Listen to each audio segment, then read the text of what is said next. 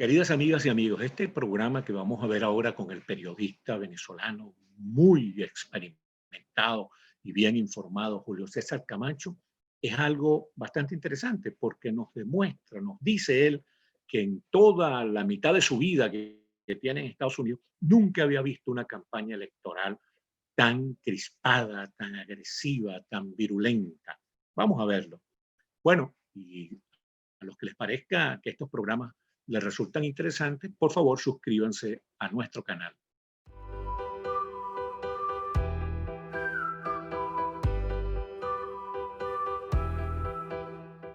Bienvenidas, queridas amigas y amigos, a Actualidad con Alexis Ortiz por Bienvenidos Venezolanos TV, esta plataforma de apoyo a los venezolanos y a los latinoamericanos en general. Esta semana, como ya lo hemos anunciado, vamos a venir hablando en estos programas del resultado de las elecciones norteamericanas. Y hemos venido invitando a conversar sobre esa materia tan desafiante en este momento algunos especialistas muy autorizados para hablar del tema. Hoy vamos a hablar con un periodista venezolano que tiene más de 3 décadas en el oficio, haciéndolo bien. Este señor ha sido conductor de programas, además de gerente de medios. Trabajó en Venevisión y después fue corresponsal de Venevisión en Washington. En Univisión en Texas y en Miami. Trabajó en el Canal 41 de Nueva York, que es un canal hispano muy, muy reconocido. Trabajó en Radio Caracas Radio, en Unión Radio, en Globovisión, en CMT en Venezuela. Trabajó en La Voz de América, ese medio de comunicación social tan conocido.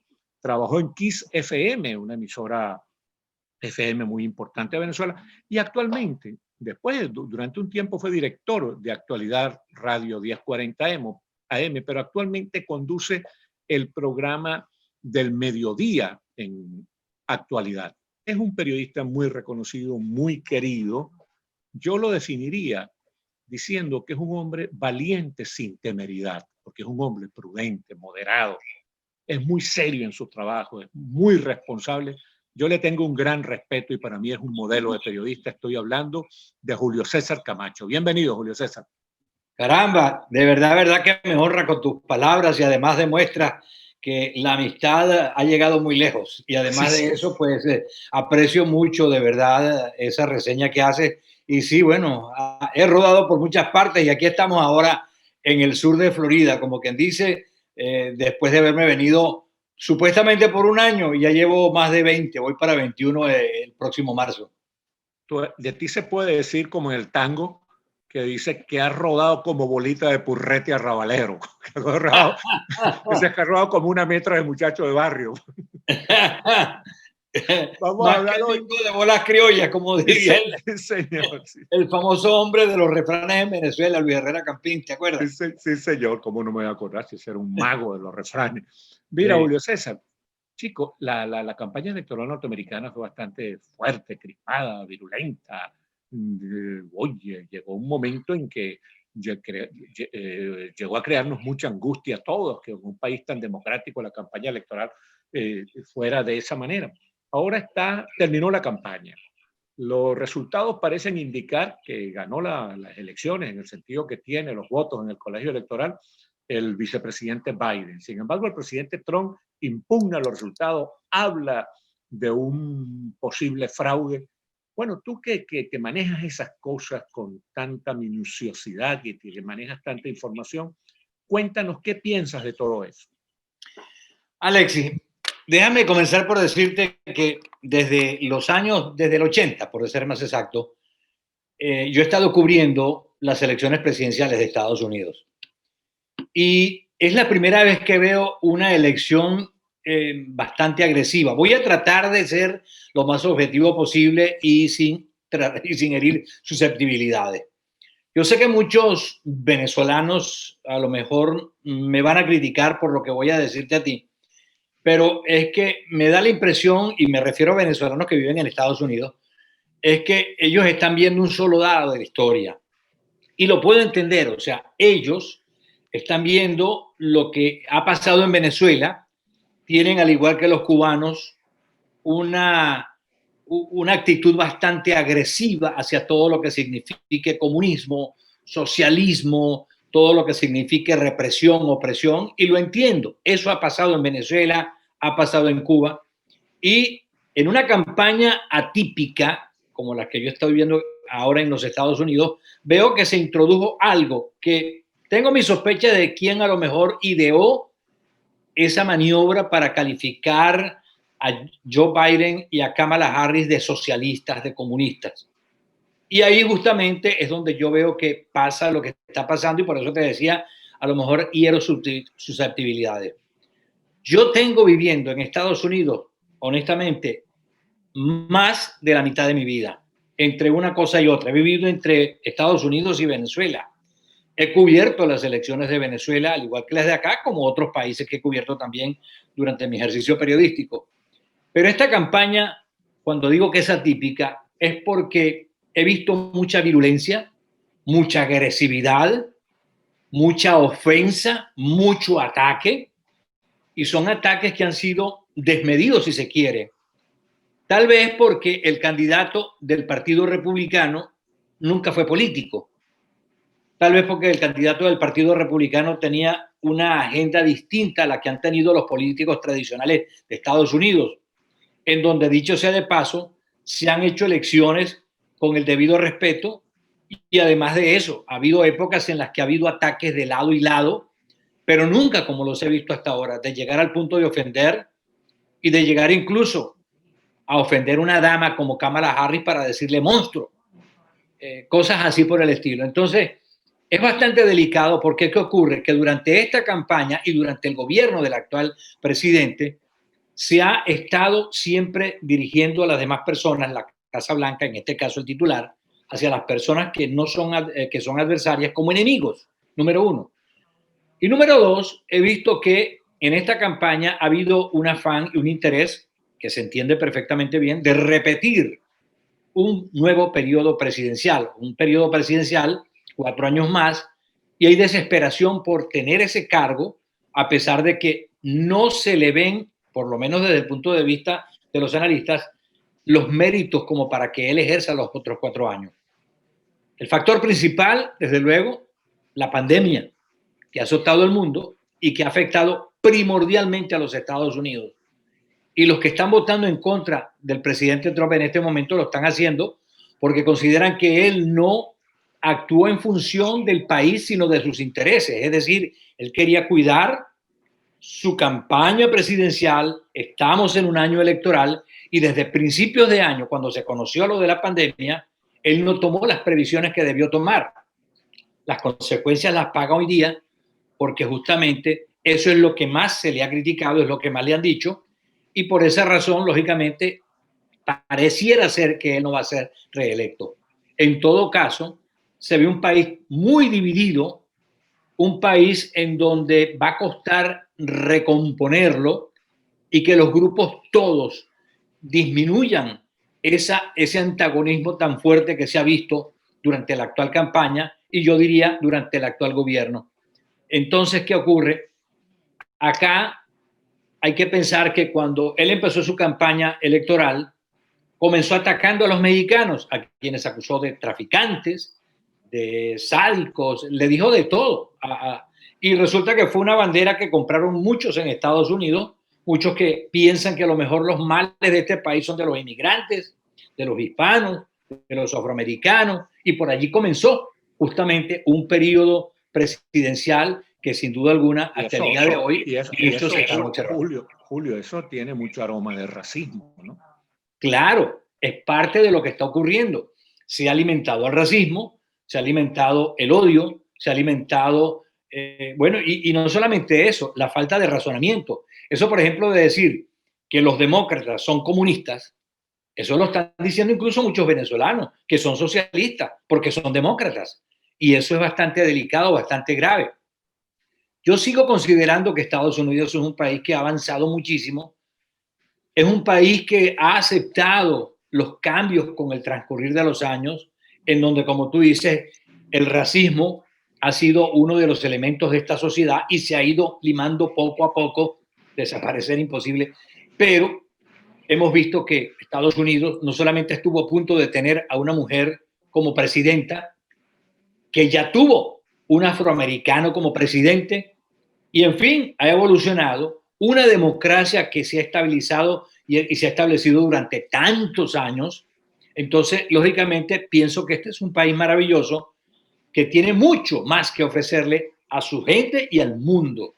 Entonces, esta campaña presidencial ha tenido dos personas. Una que mantiene lo que hizo durante su primer periodo y desde antes de ser electo presidente, y otro candidato que viene de un partido que es el mismo en el cual él ayudó a gobernar al lado de un presidente afroamericano.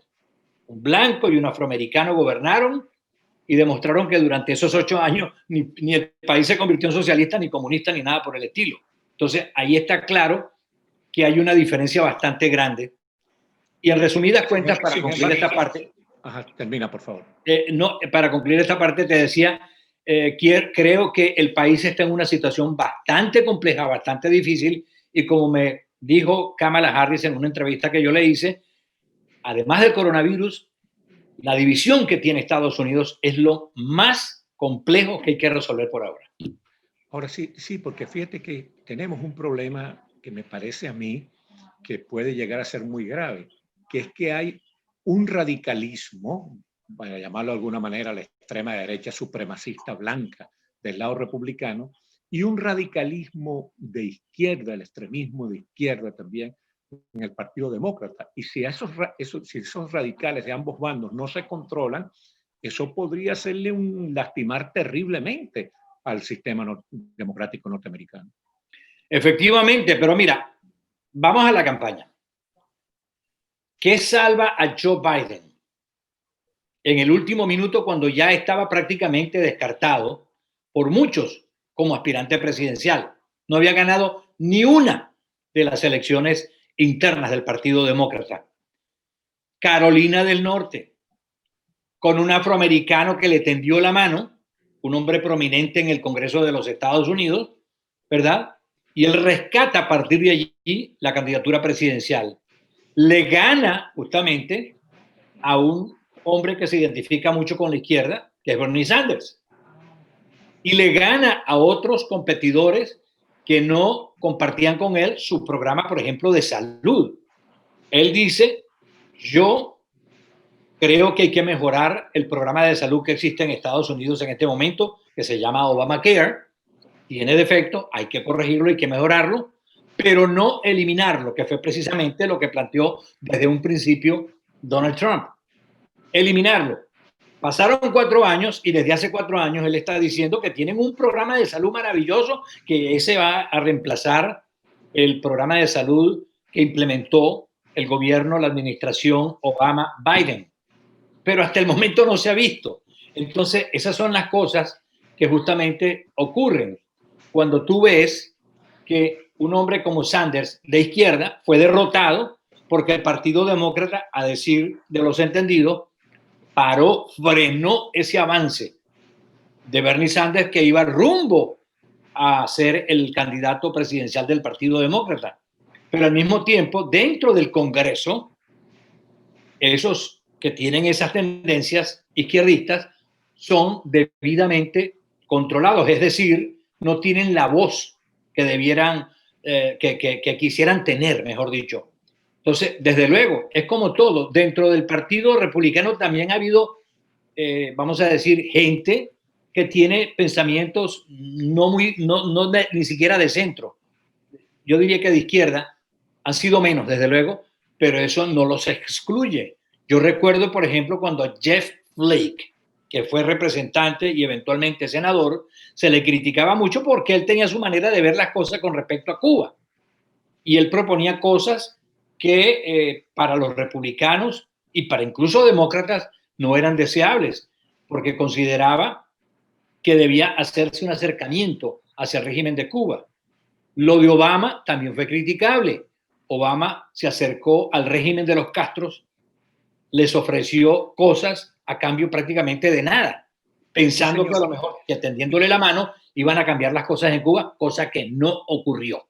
Sí, sí, ciertamente. Ahora fíjate, tú vamos a aprovechar que desembocaste en ese territorio, pues, para hablar un poquito del resultado de las elecciones en Florida. Los demócratas tuvieron un traspiés que es mucho más injustificable y se considera que al parecer ellos ganaron las elecciones nacionales, pero en Florida recibieron una derrota realmente inesperada y contundente. ¿Qué pasó allí? Esa derrota fue en un solo lugar. Y tengo que decir un solo lugar porque allí fue donde se decidió mucho de lo que ocurrió con el voto demócrata en Florida. Fíjate lo que ocurrió. En el condado de Miami-Dade, el más poblado, el de mayor número de hispanos en el estado de la Florida, ¿verdad? Los demócratas habían venido ganando terreno. Y desde luego, los demócratas, sobre todo los cubanoamericanos, venían distanciándose de políticas que favorecieran a Cuba. Al contrario, se identificaban y se seguían y se sigue identificando con las políticas que se han aplicado en contra del régimen castrista. Pero ¿qué ocurre? Ellos tienen un punto de vista distinto en el sentido de que hay cosas que hay que cambiar en relación al exilio, ¿no? Con respecto a Cuba. Y ellos, desde luego, lo han manifestado. Pero yo encontré, este es mi punto de vista, y quiero Claro, aclararlo, claro. hubo una campaña muy bien orquestada, y vuelvo a lo que yo estaba diciendo antes, en la cual sembraron entre los hispanos, no solamente cubanoamericanos, venezolanos, colombianos y otros latinoamericanos, la duda de que Trump iba a ser algo mejor y que Biden y Kamala Harris iban a voltear el partido hacia el socialismo. Obviamente, recuerdan que cuando el gobierno de Barack Obama hubo un acercamiento a Cuba, Barack Obama fue a Cuba, siendo presidente, bueno, la historia que ya todos sabemos. Ellos, estos cubanoamericanos del sur de Florida, demócratas, no estuvieron de acuerdo con eso tampoco. Ellos no estuvieron a favor de ese acercamiento que hizo Barack Obama hacia Cuba y son demócratas. Pero ¿qué ocurre? Hicieron una creatividad, vamos a decir, en medios de comunicación, hicieron una publicidad en la cual vendieron que Biden iba a dar al traste con lo que son las políticas que se han aplicado hacia Cuba, y Biden había dicho claramente que las sanciones se iban a mantener, pero que iba a buscar otra manera de estar trabajando con respecto a Cuba. No dijo abiertamente, no, vamos a abrir las puertas y que hagan todo lo que le dé la gana a los cubanos, pero eso no se manejó. Además, yo creo que fue muy mal manejada desde el punto de vista de los demócratas la campaña en el sur de la Florida, y no solamente perdieron el voto para Biden que hubieran podido tener, sino que además de eso perdieron los escaños que tenían en el Congreso del Estado, en la legislatura estatal, ¿no? Sin embargo, fíjate que donde sí trabajaron bien fue con la alcaldía mayor, por decirlo así, del condado Miami-Dade, en donde ganó una demócrata, Daniela Levin Cava, y ganó bastante cómoda. Pero fíjate que también vio reducir su gran ventaja que tenía sobre Esteban Bobo para la alcaldía. Por cierto, que es la primera mujer que se elige en este condado de Miami-Dade para ese cargo. Entonces, ¿qué ocurrió? Al tener el Partido Demócrata ese mal manejo de la campaña, al tener el Partido Demócrata, o no tener, mejor dicho, una respuesta adecuada de que los candidatos demócratas iban a convertir el país y a controlar el país para también convertir el partido en socialista y el país socialista, ahí se desmoronó todo y hubo miedo. Pero fue básicamente, no sé de otras partes del país, pero básicamente en Florida y particularmente en el condado de Miami-Dade. Sí, señor. Sí, señor. Bueno, el tiempo nos arrasó, mi querido Julio César. No puede ser. Pero muy bien, muy provechoso tu razonamiento, nos van a ser muy útiles a todos. Muchísimas gracias, queridas amigas y amigos, por habernos visto y escuchado, y un gran abrazo para ti, Julio César. Igual para ti, un gran abrazo y ha sido un placer.